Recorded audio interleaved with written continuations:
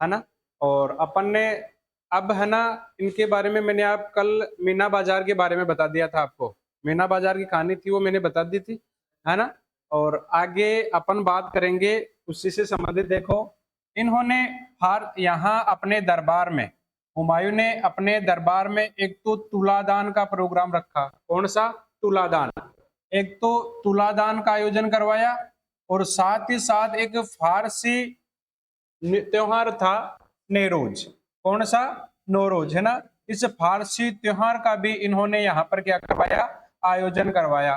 ठीक है, मीना बाजार की मैंने आपको कल कहानी बता दी थी और आज अपन बात कर रहे हैं इसी से आगे। देखो एक तो इन्होंने अपने दरबार में तुलादान का प्रयोग आयोजन करवाया। तुलादान एक तरफ तो हुमायूं स्वयं बैठा, है ना, और एक तरफ उसके बराबर, उसके वजन के बराबर क्या रखी गई? उसमें सामग्री रखी गई, चाहे वो सोने के सिक्के हो, चाहे वो चांदी के सिक्के हो, या फिर और कोई धातु हो। ठीक है ना, इस तरीके से उनके बराबर ये तोल रखा गया, तो तुलादान। और उसको फिर क्या कर दिया इसने? दान कर दिया। ठीक है। और एक फारसी त्योहार था, सबसे पहले दिल्ली सल्तनत में कौन अपनाता है इसको, फारसी त्योहार को? गयासुद्दीन बलबन। गयासुद्दीन बलबन का जो फारसी त्योहार था, इसको भी ये अपने समय में अपनाता है। ठीक है। उसके बाद में आगे देखो, इसने यहां पर अपने समय में एक दीन पनाह महल का निर्माण करवाया था। कौन से महल का? दीन पनाह महल का, यानी दीन पनाह महल, दीन पनाह महल का निर्माण करवाया। कौन से महल का निर्माण करवाया था? दीनपना महल का। ठीक है। और इसी दीनपना महल में एक वो बना हुआ है आपका क्या? पुस्तकालय, लाइब्रेरी। ठीक है ना। शेर ए मंडल, है ना, शेर ए मंडल के नाम से पुस्तकालय है। उस पुस्तकालय की सीढ़ियों से गिर करके इसकी क्या हो जाती है? मृत्यु हो जाती है। उस पुस्तकालय की सीढ़ियों से गिरकर इसकी क्या हो जाएगी? मृत्यु हो जाएगी। किसकी? हुमायूं की। हुमायूं था अफीम बहुत ज्यादा लेता था। क्या लेता था? अफीम। और अफीम का नशेड़ी था।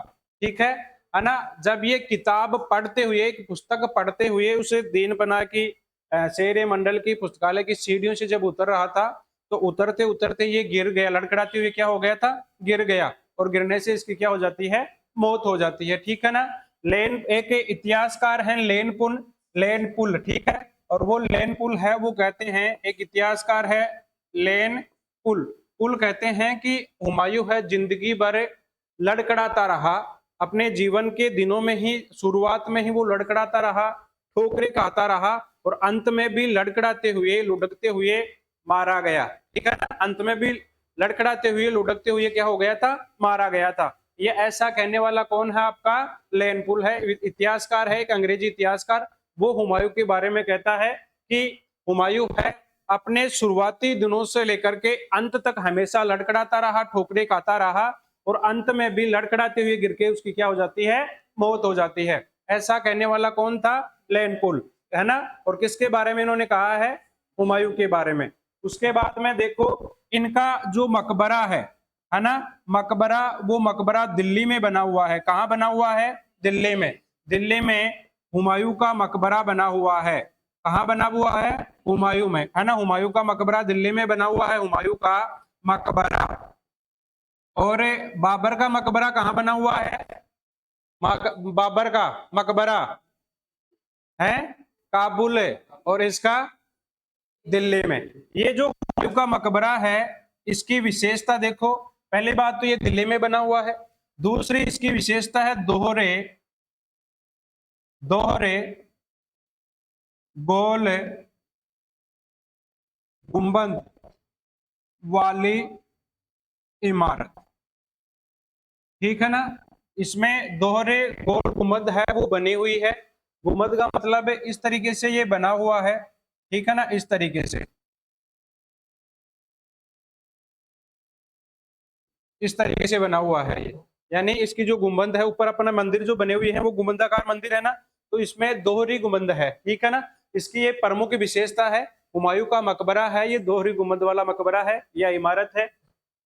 इसका निर्माण भी चार बाग शैली में हुआ था। कौन सी शैली में?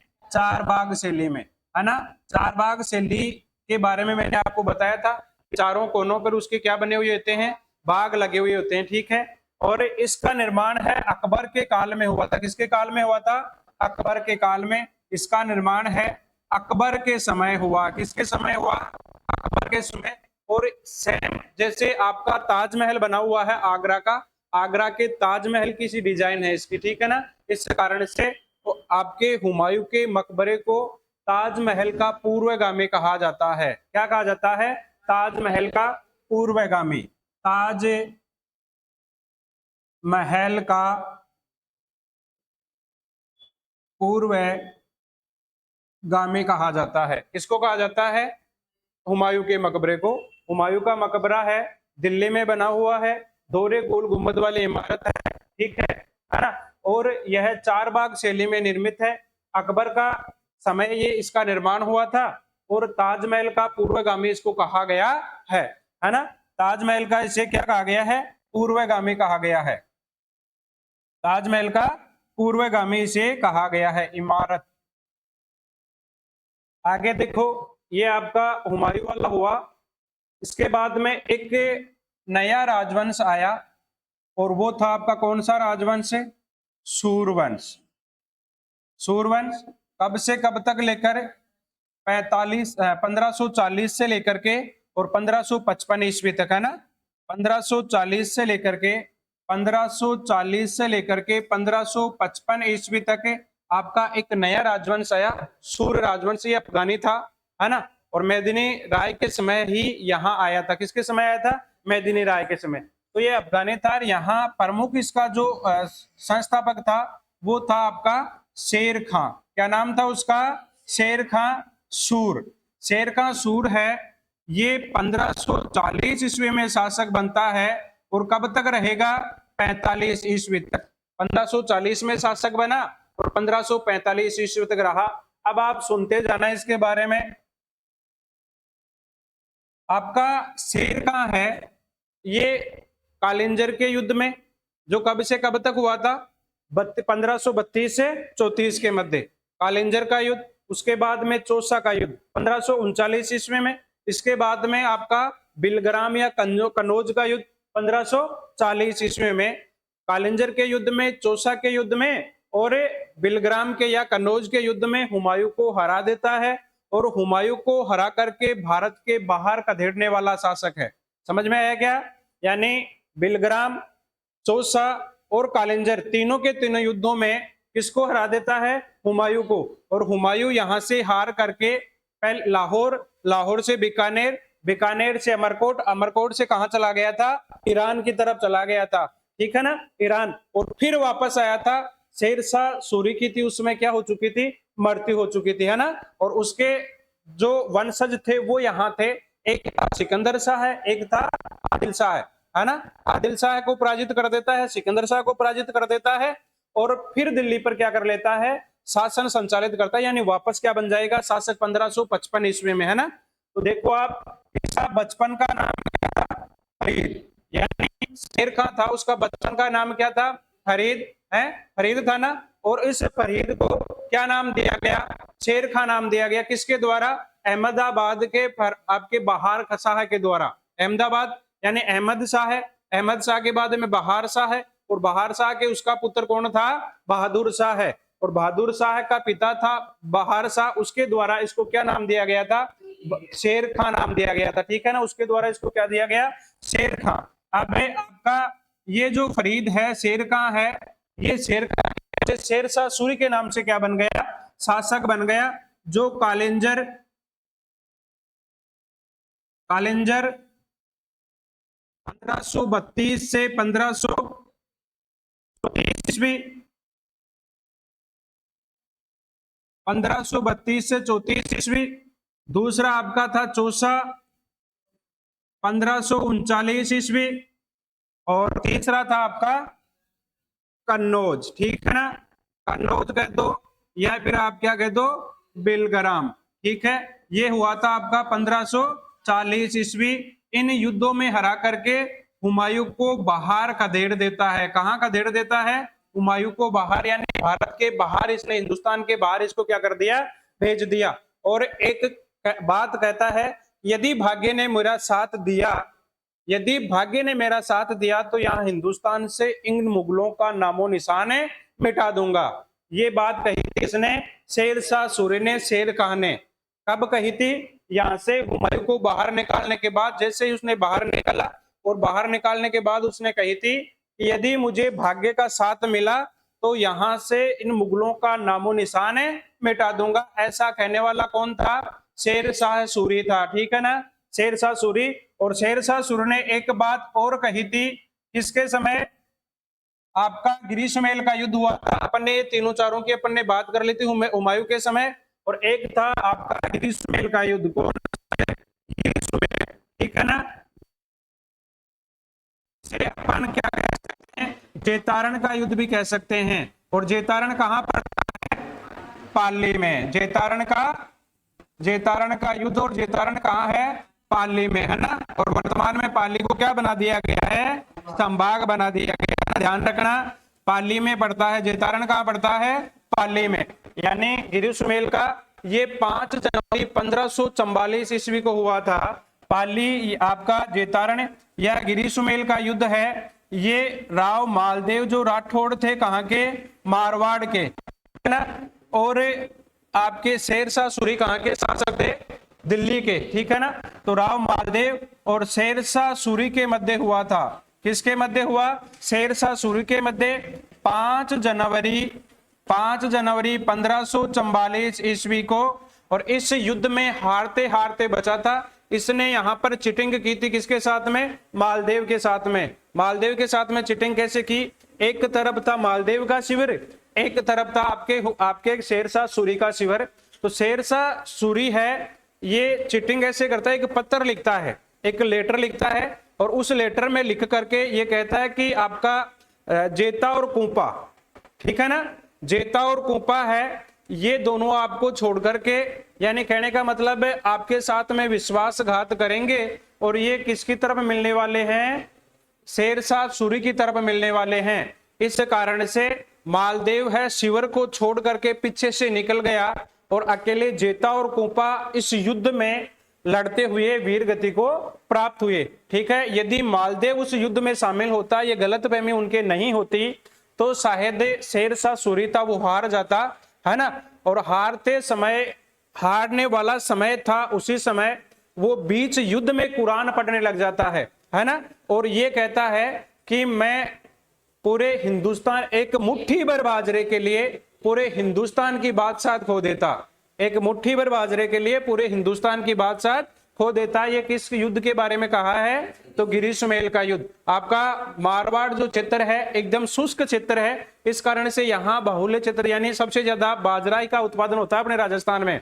इस कारण से उसने कहा कि मैं एक मुट्ठी भर बाजरे के लिए हिंदुस्तान की बादशाह खो देता, यदि हार जाता तो मुझे यहां से भागना पड़ता। ठीक है ना।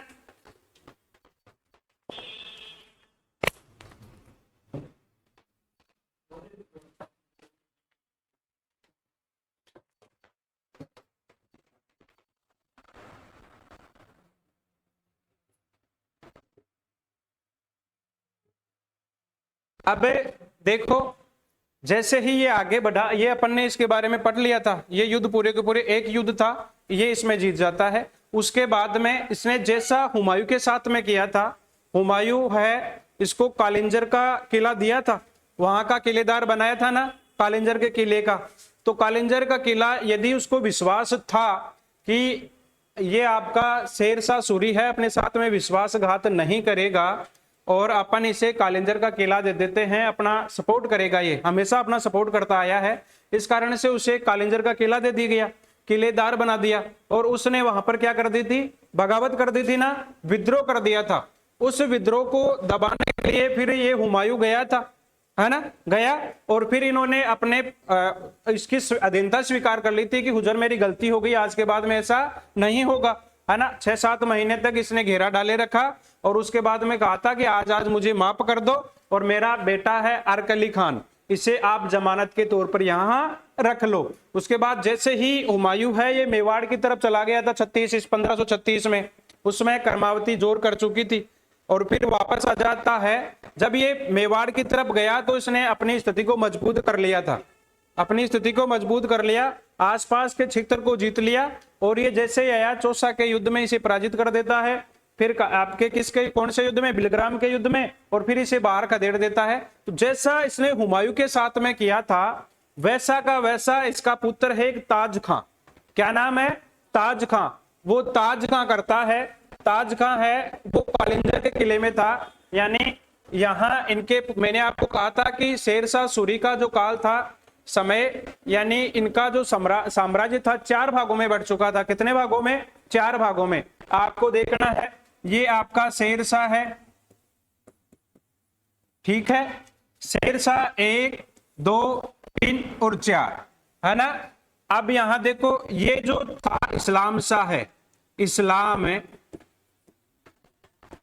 शाह है, ये आपका है आदिल शाह है, ठीक है, ये आपका है आदिल शाह। आदिल शाह के बाद में ये आपका ताज खां, और ये एक आपका आदिल शाह सिकंदर शाह है। कौन सा शाह है? सिकंदर शाह है। ये 4 इसके वंशज थे। इन वंशजों ने यहाँ पर भारत के साम्राज्य को 4 भागों में बांट लिया। एक था इस्लाम शाह है, एक था आदिल शाह है, एक था सिकंदर शाह है, एक था ताज खां, ठीक है ना। ये इस्लाम शाह है, उसमें मारवाड़ वाले क्षेत्र में था। कौन से क्षेत्र में? मारवाड़ वाले क्षेत्र में। यानी मालदेव हार गया, मालदेव के हार के बाद में मारवाड़ क्षेत्र मालदेव के हाथों से निकल चुका था, और वहां का प्रशासक कौन बन गया था? इस्लाम शाह है ना। इसके बाद में आदिल शाह है। आदिल शाह है ये दिल्ली और आगरा का शासक बना था। आदिल शाह दिल्ली और आगरा का शासक बन गया।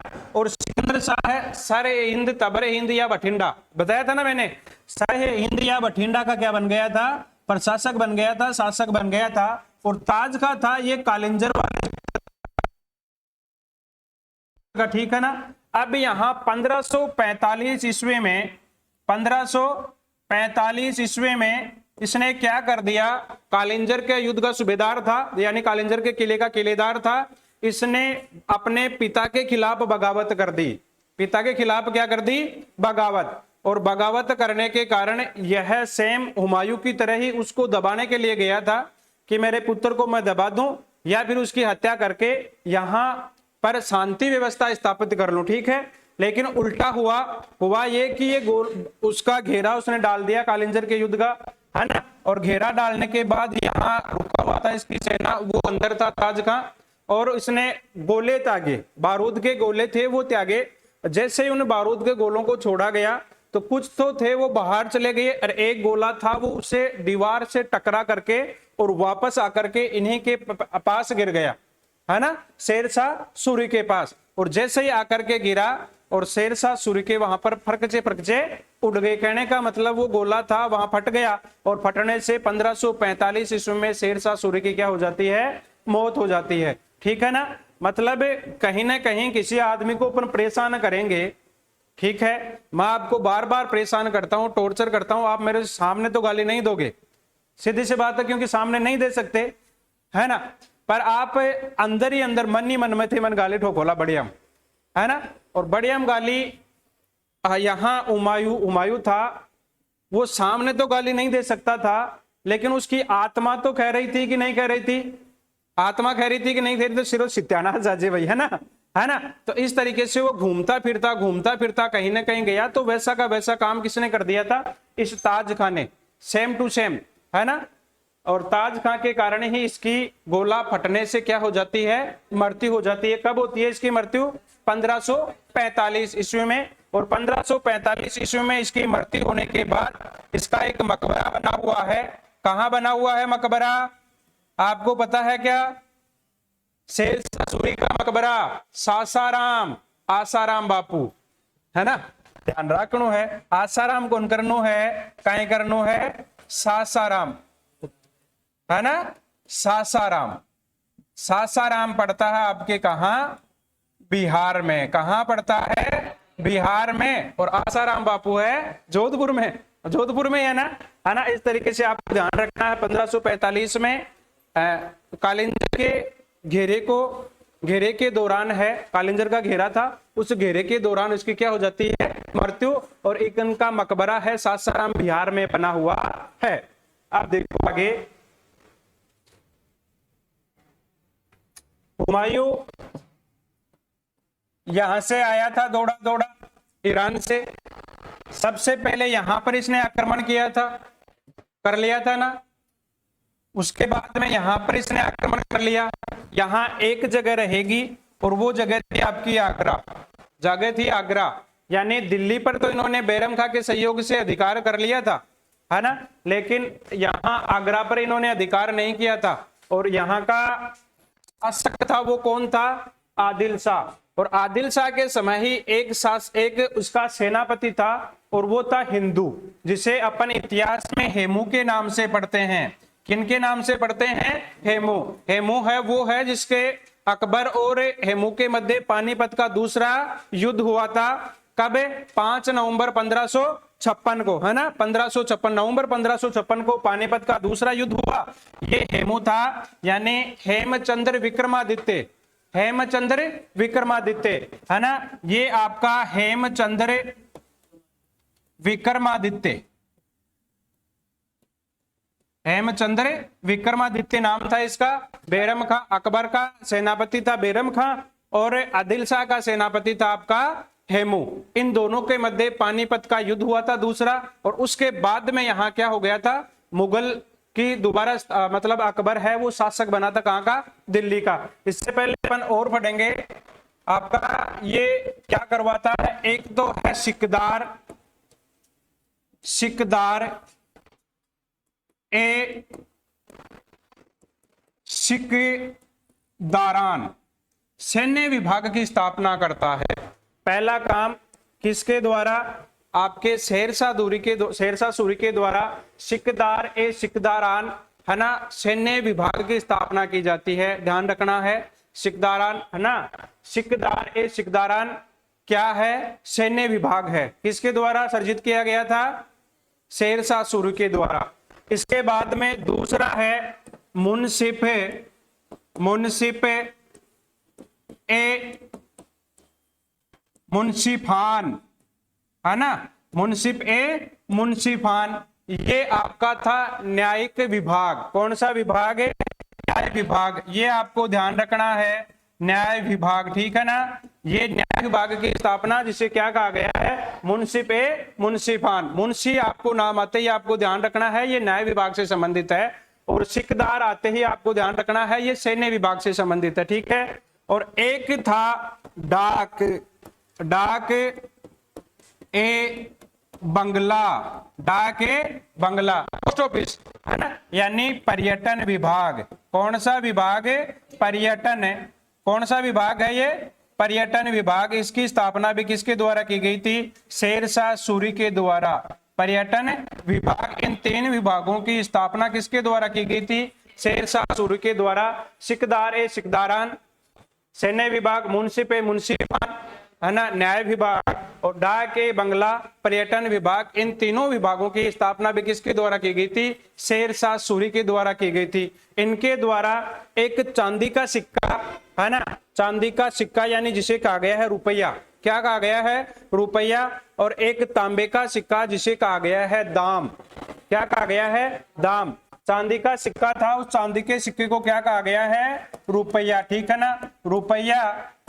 और तांबे का था उसे क्या कहा गया है, दाम, ठीक है ना। ये 2 सिक्के भी अपने समय में जारी करता है।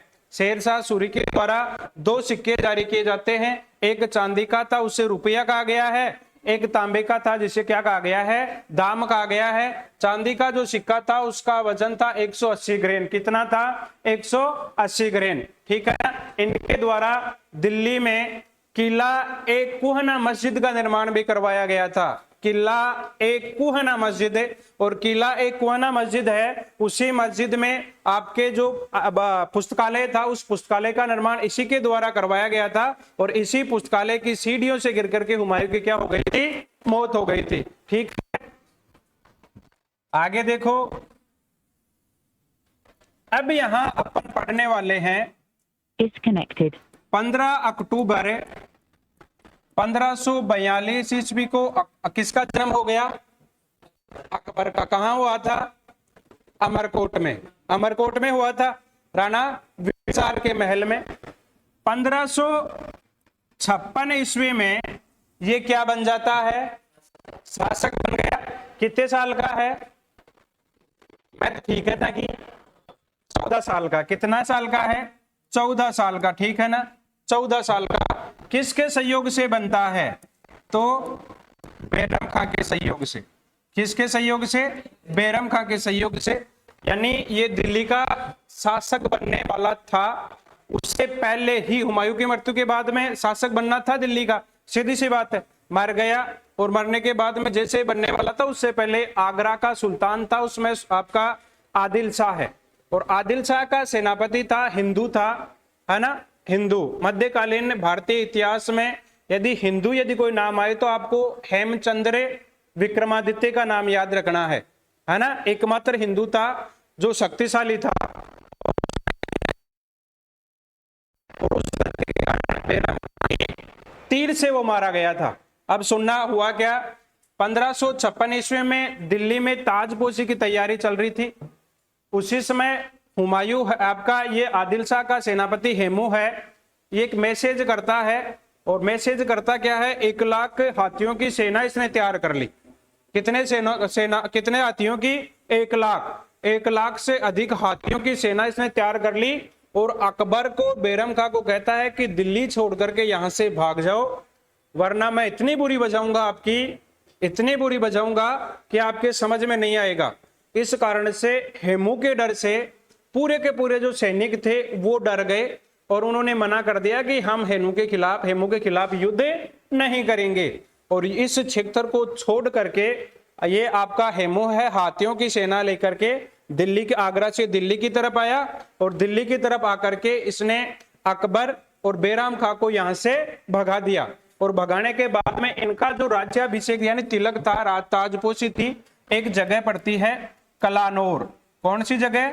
कलानौर। और ये कलानौर जगह पड़ती है आपके पंजाब में। कहां पड़ती है? पंजाब में। इस पंजाब में कलानौर नामक स्थान पर अकबर का राज्याभिषेक किया गया, यानी ताजपोशी की गई, इसे सुल्तान घोषित कर लिया गया 14 फरवरी 1556 ईस्वी। 14 फरवरी 1556 ईस्वी को यहाँ क्या बना लिया गया? भारत का क्या चुन लिया गया? सुल्तान बना दिया गया।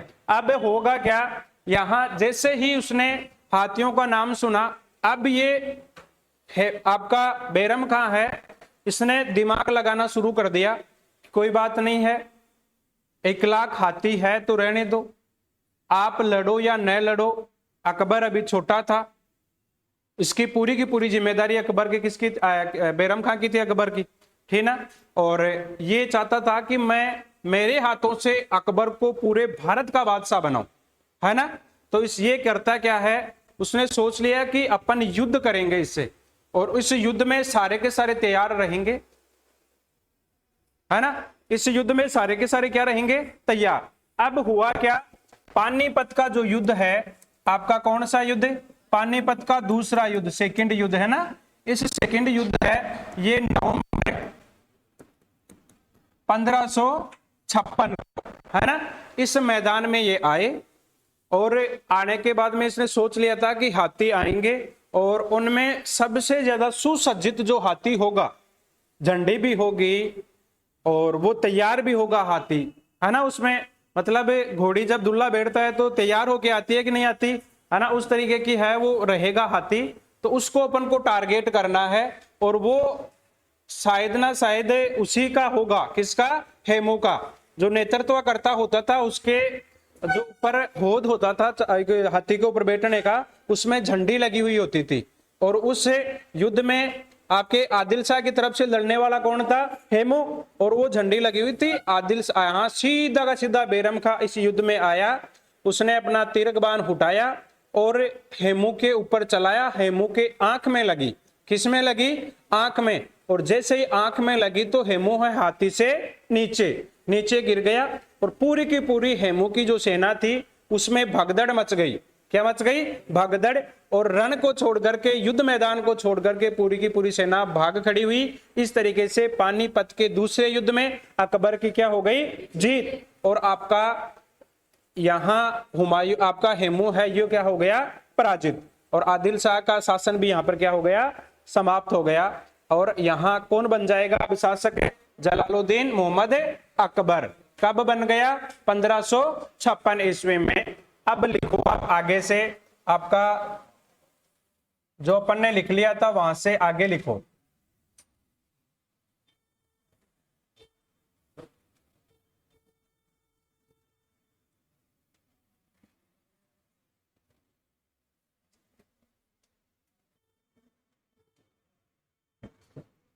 है